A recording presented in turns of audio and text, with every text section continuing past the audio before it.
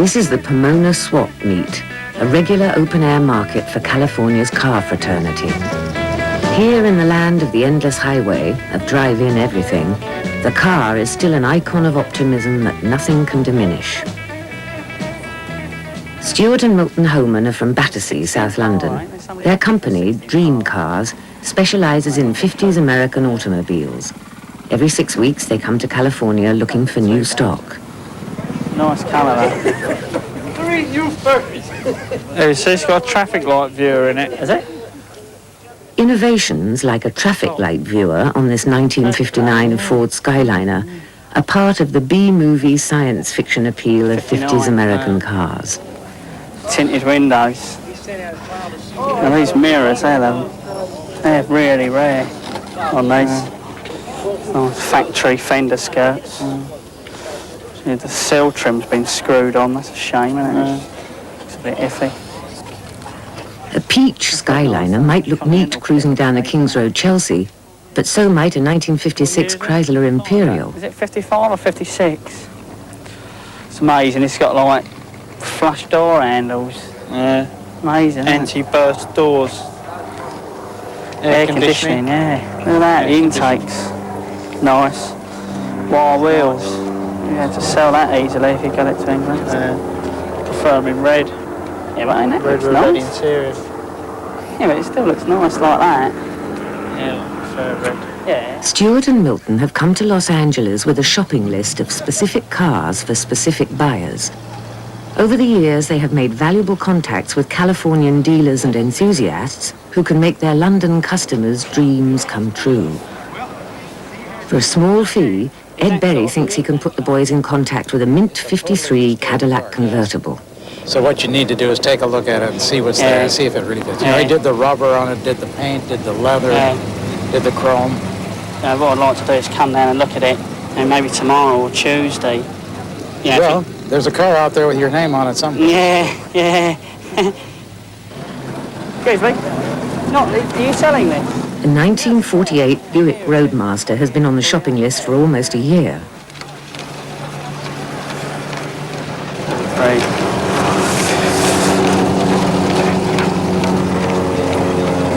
Nearly. Yeah. Okay, let me... The car is in need of restoration, but is completely rust-free. Well, that all the chassis number and that's all right on it, isn't it? You know, on the same one that's on the logbook. Once the famous pink slip is signed, the Roadmaster is on its way back to London.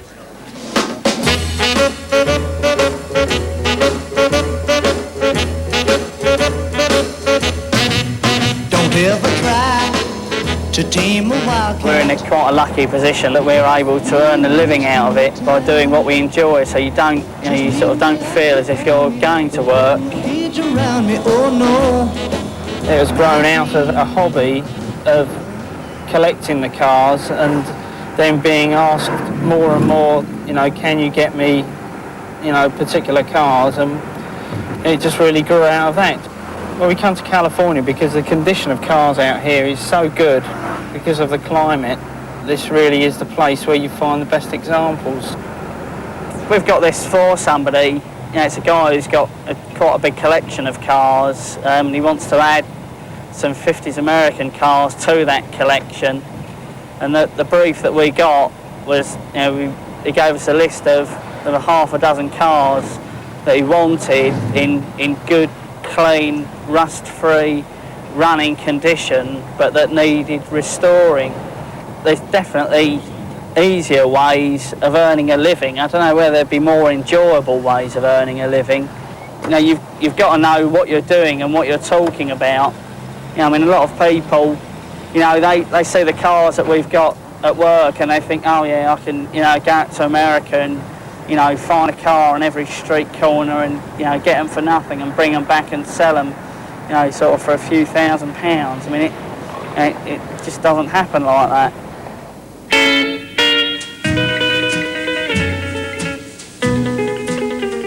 In fact, finding a car that is both in good condition and will sell back in Battersea is more difficult than it might seem.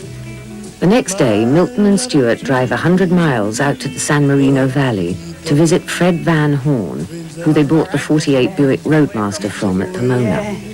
The kisses that I love. Fred has a collection of cars, including a promising-sounding 1956 Cadillac Coupe de Ville, the perfect car for cruising the King's Road on a balmy summer's evening. It's pretty good shape. Well, I mean, there's nothing like it in England, you know, so again. After years of looking at cars, good and bad, Milton and Stewart can tell immediately whether or not the Coupe de Ville is worth shipping home. No, it's a straight car. The front end chrome is all really straight, and as it came from the factory, so that would be no problem at all to get it re-chromed and looking good. The plastic insert on the badge needs replacing, but you can buy those reproduction, so that would be no problem. It is a nice car, I mean, it's rust-free, which is the main thing that we look for. But then having said that, if you saw it going down the road sort of 20 feet away, it would look good, but when you actually get up to and look round it, like, the doors don't really shut that nicely. They're shut, but they're just not clean the way they shut, you know. By the time it's back in England, and, you know, we sort of do the work that it needs doing to it, it's just going to make it too expensive to sell to somebody. As with many 50s American cars, the Coupe de Ville owes its style to one man, Harley Earl. It was Earl who ruled General Motors' colour and styling studio for almost 30 years and single-handedly invented the fins and chrome of the classic 50s American car. Taking his influences from warplanes and Hollywood science fiction, Earl's studio created cars that reflected America's status as the most powerful nation on Earth, and even the universe. 40 years later, Earl's extravagant designs are still in demand. With much of the day spent cruising California's highways searching for cars, in the evenings, Milton and Stewart clock up a massive telephone bill, following up leads from the Los Angeles second-hand magazines. And I've got $800 in just the brakes alone. The whole brake system was redone. What are you asking for that? Got it in there for $27.50. This man has another Cadillac, but it's a less saleable four-door, not a two-door coupe. I mean, the 57 two-door has got a lower roof than a four-door, hasn't it? Like the front windshield is lower, so they just look nicer, you know, with the, if you've got the windows down and the, you know, the sort of, as it's cruising along, it looks nicer. I really would rather sort of buy a two-door coupe, but let me give it some thought and I'll have a chat with my brother about it, and what I'll do is, if I'm interested, I'll come and have a look at it. Thanks a lot. Bye. Cheers, bye.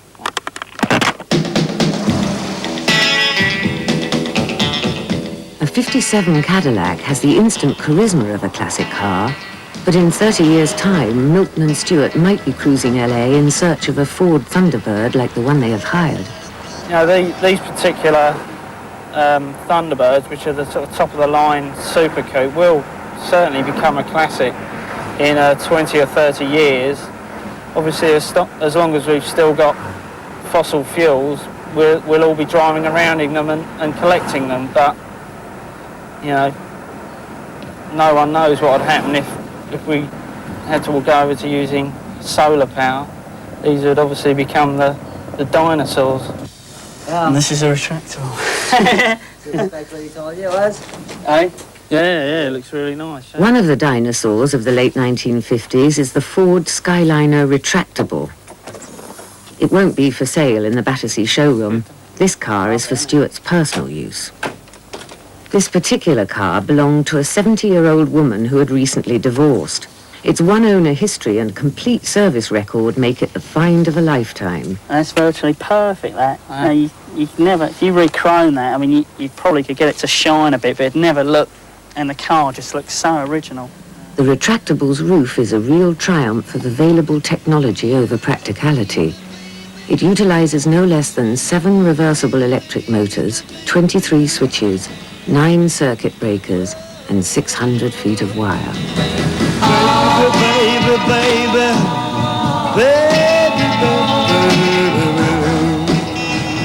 The 59 retractable is my favourite American car. There's something about them. I mean, I know that there's other cars that are sort of better looking cars than the retractable, but it's just the retractable is the one that I like the best out of all of them, you know. I like the style of it, I like the way the top works. Watch it working, I mean, it's a work of art. It isn't a really practical car because, you know, with the top down, the amount of usable boot space you've got is probably smaller than that of a Mini. But that isn't the reason I'm buying it, you know, I'm buying it because I like it so much. This each time I look into her eyes of blue. Well, now, baby, baby, baby, baby, baby, baby, baby, baby, blue. Yeah, baby, baby, baby, baby, baby, blue.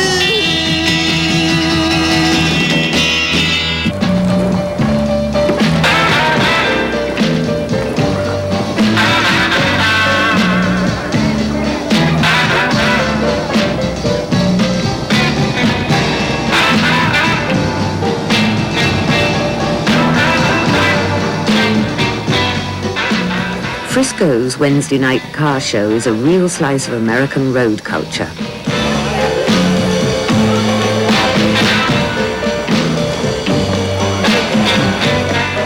It's another opportunity for Stuart and Milton to make contacts and get close to the cars they love. It's been ruined, it's got a lot of porthole put in the back of it. See that? A waste of a car. Oh, so that's 16 Palmer. Nice, isn't it? California has the strictest exhaust emission standards in the world. Despite this, the people who live here are still devoted to their gas-guzzling cruisers. A recent survey declared that 40% of American marriages were proposed in cars. Lovely, isn't it? Here, the car is not just a means of transport. It is an expression of wealth and sexual intent that has turned into a popular art form.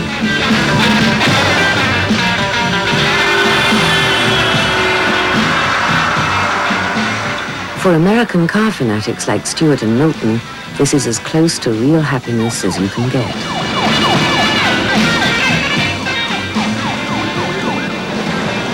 Get driving anything from hamburgers, shopping, take all your laundry in and just sit in your car, you know. And they say that America's a country on wheels, and it really is. You know, if you come down this road virtually at any time, day or night, and there's this amount of cars going up and down, you know.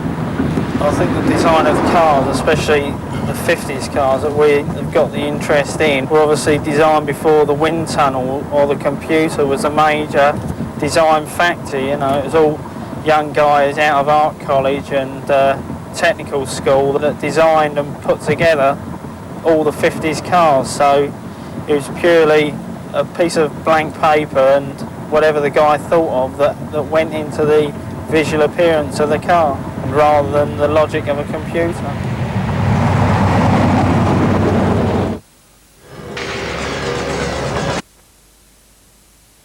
Breaker's Yard are a memorial to that age before computers when car designers' visions of the future were sketched in pencil and sculpted in clay. Is that the right size? Yeah. This is a bonnet bar for a 58 special. So that'll go back to the geezer that's bought the car. Yeah, the thing is, if you look at that, you know, it's an original piece from 1958, and the chrome's a little bit dull, but it's, you know, the actual metal is perfect, you know. It can literally be clean. Yeah. It won't even need to be re-chromed. It can go straight on the car. Lamar Wilkins runs Buick Obsolete, a business devoted to the betterment of the Buick. Here on the edges of the Mojave Desert, rust, the grim reaper of metal, is slow to take a hold, and the cars are a gold mine of spare parts. Might be easier to just get the ratchet on those. Stuart and Milton are searching for a rear bumper overrider and window winder for the 48 Buick they bought at Pomona.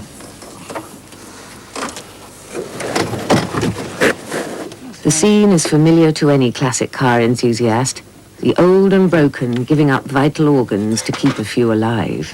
Well, my dad worked for Buick for a while, just at a dealer. I kind of just remember the cars. I'm not old enough to remember these, but I do all the mechanical repair on the older Buicks. I don't know, they're unique. They were always their own car. Even though they were part of General Motors, they still felt like they had to be different. You know, the enclosed drive shaft and keeping their own transmission. And it was like Oldsmobile and Cadillac and Pontiac. They all used whatever they could find, you know. And Buick usually always made their own. Got it. The clip that holds those on can really be a pain. It's a little spring clip. And you can never get them off of there because they don't leave any of it at the end for you get the tool behind it. You're not going to take the transmission out, so what you're Like folklore, the mysteries of Buick engineering are handed down by word of mouth. This has to slip off the With a $50 reconditioned part, Lamar can cure a leaking Dynaflow transmission. turns in. Now, I can see the reason the U-joint doesn't really wear out in that is because it's in the transmission oil all the time. Yeah. Because that'll set right over the top, and then when you bolt it down, it just compresses the rubber right on that.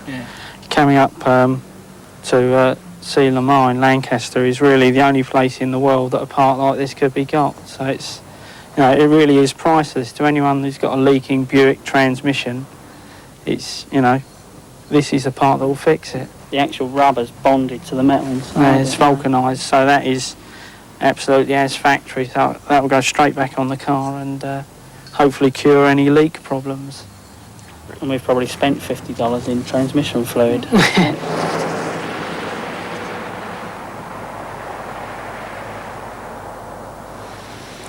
Here it is. It's nice, isn't it? Yeah, nice. Lovely colour. It's a very rare color.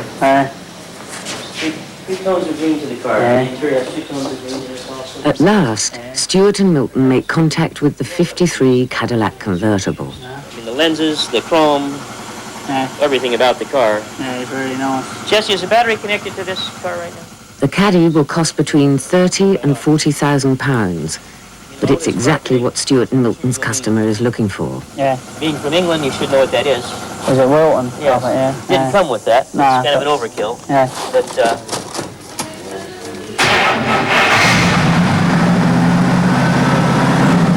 So are all the hydraulics new or they're original? the back's original, yeah. or they might have been replaced through the years, but but you haven't not by replaced me. them, no. And they work perfectly. Underneath of this car, it's beautiful. If you look at this stuff's Yeah. all original stuff. Yeah. This is Yeah. not replaced. To give No. you an idea, the steering wheel, Yeah, it's original. which, yeah, the actual mileage on the car, I cannot tell you. It shows 15,000 on it. I have no idea what the real mileage is. That's one owner as far as I'm concerned. Amazing. Today it's for sale. Yeah. Next week, Yeah, and not to be, you know, no, I'm trying to be real with you.